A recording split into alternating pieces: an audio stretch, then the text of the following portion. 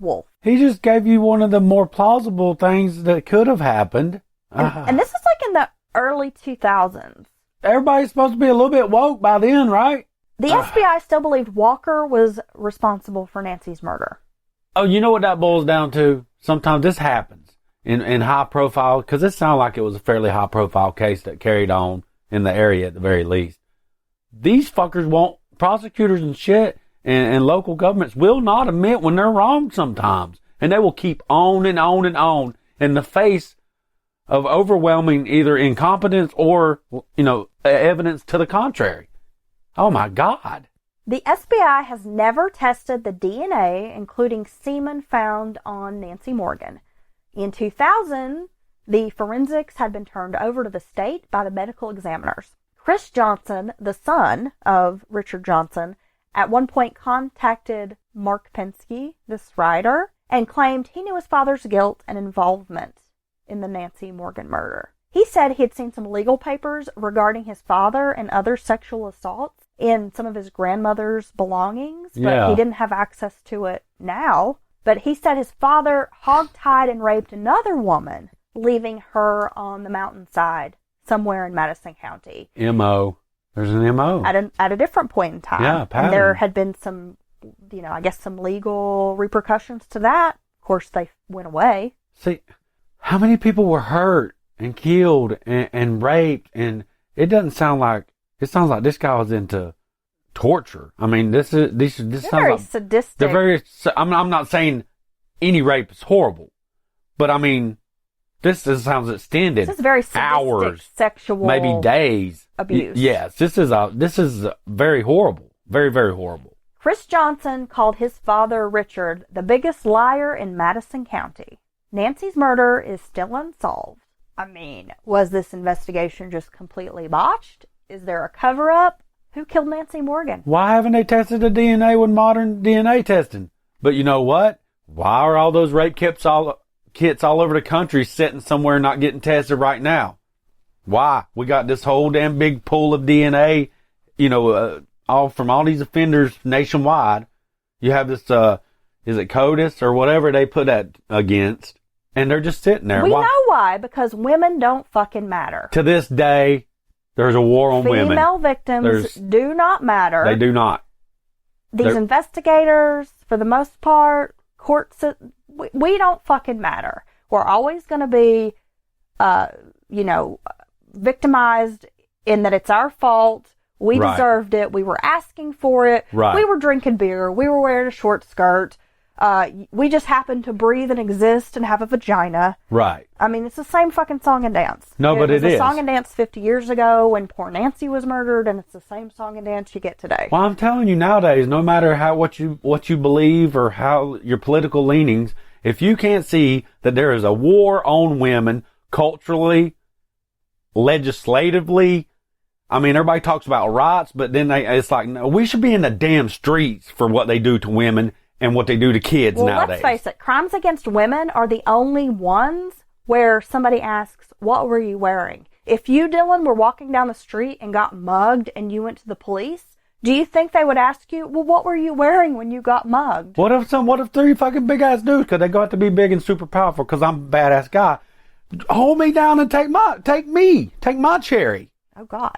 That would be the fucking end of the world, son. That would be a sensation. They would do something about that, I bet. If Dylan got fucked down by the baseball field in his butt. I mean, in fact, I'm just saying. I'm just saying. But if it's a woman, it's true. I mean, I studied film pretty extensively, when I was in college and such.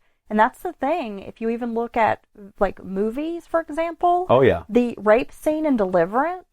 Is still one of the most talked about, considered just horrific scenes in film. Oh my God. Because it's a male-on-male rape. Yep. But how many fucking movies out there show women being sexually assaulted, attacked, raped, and it's just, oh well, it's very dismissed, or like, we're just desensitized to it. Yeah, it's true. So there's a war on women. And guys, women, everybody out there, we got to protect our women. And now I'm not saying that in a manner like they can't protect themselves. This ain't from 1940s male point of view. It's just, it's another citizen. It's our counterpart in the world.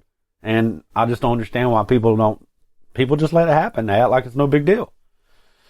Oh, I'm pissed right now. This story is so sad. It's very sad. How many more people were hurt? And the people that knew then, somebody knew something. There was an undercurrent of, we know that this guy has this MO. He does this dirty ass evil stuff to people. He's been doing it, victimizing women in that area for years, I'm sure. And how many more people could have been stopped from being abused, murdered, or there's no telling what else he did. Well, he fucking murdered his own daughter. Do you think that if he doesn't give a shit to poison his own kids, the kids, just to be vindictive against his ex-wife, more women, that he's going to care to fucking rape and kill a stranger and leave her hogtied in a fucking car? That's some evil shit right there. there. This guy's a fucking piece of shit. And, I mean, like I said, I was writing him a bit, but I totally got the vibe that this man's just a piece of shit. You should write him one more time and just open it. When he opens it up, I spray a little perfume on the envelope and stuff, and when he opens it, it just says, "You're a piece of shit." You should do that. Well, while we were exchanging correspondence, I often wanted to know or was curious if he thought about his daughter, because we were basically the same age. So I would be the age his daughter would be if she were alive. Jesus. And I was thinking, this guy's writing me.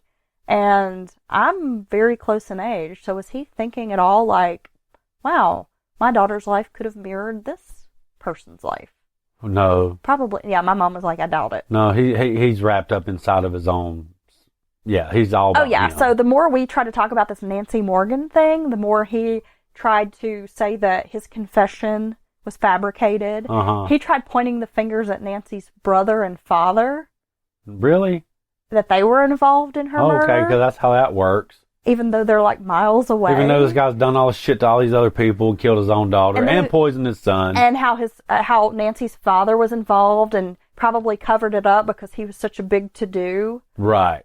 With this security clearance and had all these connections, and that if he really wanted that murder solved, he could have done more. He can't. Hey, you know what? He could have done more to solve his daughter's murder. No, with all his clout and stuff, he can't penetrate these small communities. He was just spewing, a lot of bullshit. And I knew that I was never really going to get any kind of valuable information from him. So I just quit writing this guy. I've been seeing all this other stuff about something else we're working on. I won't say anything to spoil it. But that you get this, the mountain people don't trust the government. They don't this, they don't that. It's a stereotype. But him being way up in the army and all that, that's not going to penetrate that little community back then. Right. Ponder and all them, they had way more clout and position in that community than anyone from Washington or anywhere else could ever have. Yeah, so that's not going to work. That's bullshit. Write him, tell him he's a piece of shit. Just put shitbird in capital letters. I'll give you his address. I'm going to do it. I'm doing this for everybody. Fuck that guy. Well, I know it's been some years. I mean, we're going on 50 years pissed. with Nancy Morgan's murder. That's horrible. But I do hope that with the advancement of DNA technology... It's sitting right there. More interest in cold cases, that perhaps at some point...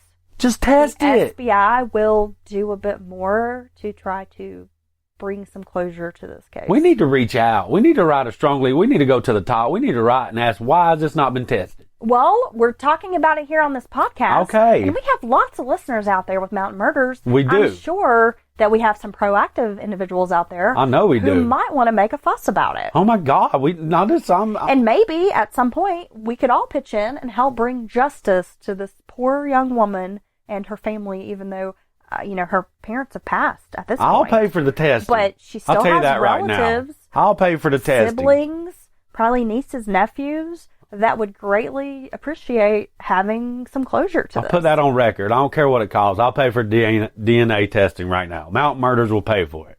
I'm not kidding. This is crazy. It's just one of thousands and thousands of cases that this is the case.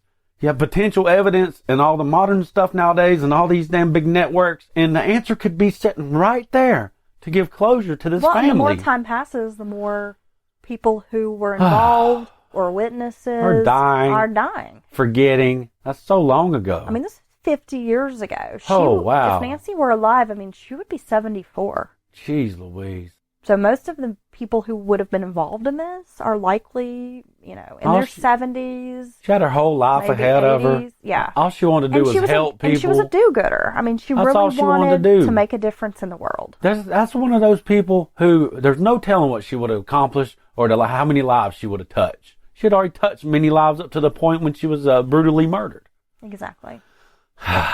All right. Well, if you're interested, again, that book is called Met Her on the Mountain, and it's by Mark Pensky. I'm going to read it. I found it at my local library. But really, like I said, this was a case that sparked my interest in finally putting together a true crime podcast. I guess so, because, I mean, it just kind of wakes a little fire in you, and just... And again, there are lots of newspaper articles and such out there. I combed through a lot of the old papers. That's where I found that one editorial. Yeah, that's a great little resource you got there. Editor that was written about, she got what she deserved. Oh my God, that's crazy. It is. Well, again, folks, we have our live show coming up next weekend, Yay. January the 18th, Saturday at Fleetwoods in Asheville, North Carolina. You can find tickets at brownpapertickets.com. If you keyword search Mountain Murders, those tickets are selling out pretty quickly. So if you want to come to the show, I'm not going to say you can't get in the day of the show buying a ticket at the door, but you might be turned away. It's a possibility, really sure. And that's going to be sad for us because we want to see everybody there, and we really can't believe that people are showing us that they're ready to support us. So we can't wait. You can find us on Patreon. If you go to Mountain Murders on Patreon, sign up for as low as $1. You can get a lot of extra content and information there. It's the start of a brand new year, so we do have plans to up the content and make things a little more exciting for our patrons. Again, we appreciate you listening to Mountain Murders. We wouldn't do this without you guys. So have a great week. Bye, y'all. Does your true crime obsession ever make you wonder what lurks in your yard at night? Who might be peeking in your window? All the time. A quality and affordable fence from Accurate Fence can give you peace of mind. With more than 20 years experience, the folks at Accurate Fence have seen and done it all when it comes to any style of fence. For more information, visit their Facebook page, Accurate Fence WNC. Accurate Fence not only keeps the kids and dogs in, but also keeps the axe murderers out.